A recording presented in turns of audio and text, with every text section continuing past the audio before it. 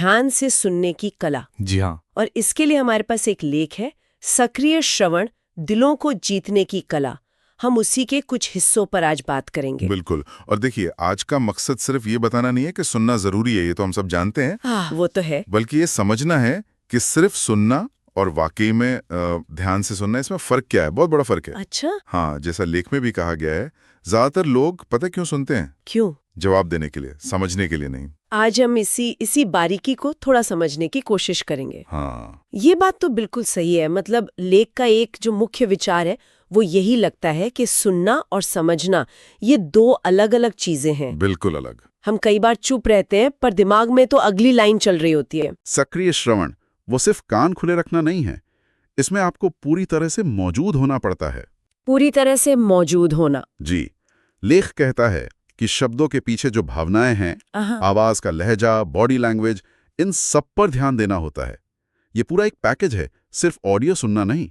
अच्छा, तो अगर हम पूरी तरह मौजूद हैं तो इसका एक मतलब ये भी हुआ कि हम सामने वाले को उसकी बात पूरी करने दें।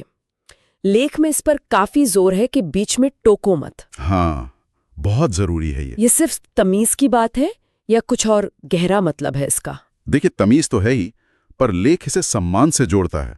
सम्मान से? हाँ, जब हम किसी को बीच में काटते हैं ना, तो हम बिना कहे ये जता रहे होते हैं कि मेरी बात तुम्हारी बात से ज्यादा जरूरी है। थोड़ा धैर्य रखना दिखाता है कि हम सामने वाले के विचारों का, उनकी सोच का सम्मान कर रहे हैं और उन्हें अपनी बात पूरी कहने का मौका मिलता है। कई बार असल मुद्दा आखिर में ही निकलता है। ये तो दिलचस्प बात है। तो मतलब चुप रहना और सुनना ही काफी नहीं है? नहीं। तो फिर सवाल ये है कि हम बिना बोले ये कैसे जताएं कि हाँ, हम सुन रहे हैं, ध्यान दे रहे हैं। लेख में वो अशाब्दिक संकेतों की बात है ना? हाँ, नॉन वर्बल क्यूज। वो बहुत महत्वपूर्ण है।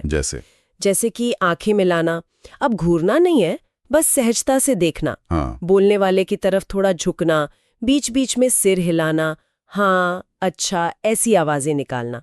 लेख कहता है कि ये छोटे छोटे इशारे सामने वाले को कंफर्टेबल करते हैं। हाँ, उन्हें लगता है कि हाँ, कोई सुन रहा है। बिल्कुल, कि उनकी बात सुनी जा रही है, समझी जा रही है।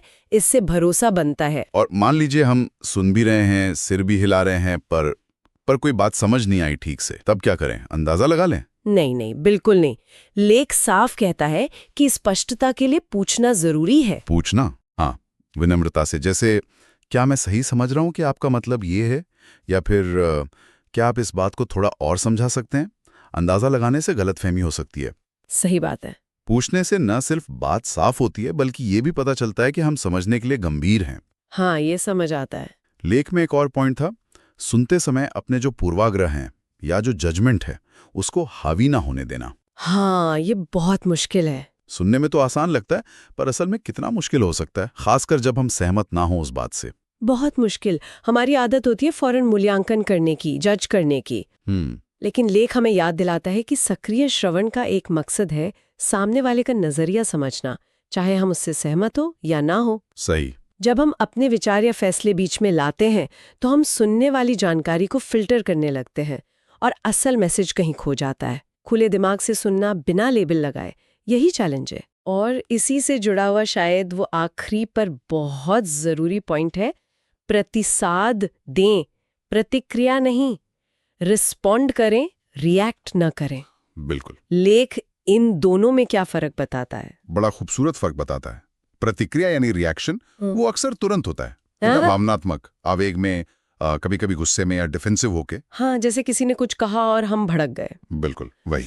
दूसरी तरफ प्रतिसाद यानी रिस्पॉन्स, उस सोच समझ कर दिया जाता है। इसका मतलब है हमने बात सुनी, समझी, उस पर विचार किया और फिर शांति से एक कंस्ट्रक्टिव तरीके से अपनी बात रखी। अच्छा। प्रतिक्रिया बातचीत को बिगाड़ सकती है, प्रतिसाद उसे आगे ले जाता है। तो अगर हम संक्षेप में देखें जो मुख्य बातें हमने सीखी इस लेख से, सिर्फ सुने नहीं, समझे भी। हाँ। शब्दों के साथ भावनाएं और बॉडी लैंग्वेज भी देखें। हाँ, सामने वाले को बात पूरी करने दें। जरूर। अपने हाव भाव से दिखाएं कि आप सुन रहे हैं। कुछ समझ ना आए तो पूछ लें। बिल्कुल। सुनते हुए जजमेंट ना करें और आखिर में रिएक्ट करने के बजाय सोच समझकर रिस्पॉन्ड करें। बिल्कुल सही। और इन सब का असर सिर्फ उस बातचीत तक ही नहीं रहता।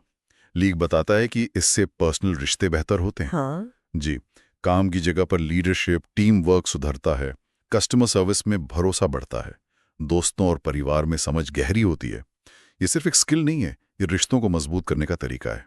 तो निष्कर्ष तो यही निकलता है कि सक्रिय श्रवण ये देखने में भले साधारण लगे, पर इसमें रिश्तों और बातचीत की क्वालिटी को बदलने की कमाल की ताकत है। जैसा लेख में कहा भी गया है, सबसे अच्छा श्रोता सबसे ज्यादा पसंद किया जाता है। हाँ, शायद ये अतिशोक्ति ना हो। मुझे तो नहीं लगता। और अब जो सुन रहे हैं उनके लिए एक छोटा सा विचार। अगली बार जब आप किसी से बात करें, कोई सहकर्मी हो, दोस्त हो, परिवार का सदस्य, जानबूझकर कोशिश करके सक्रिय श्रवण का अभ्यास करें।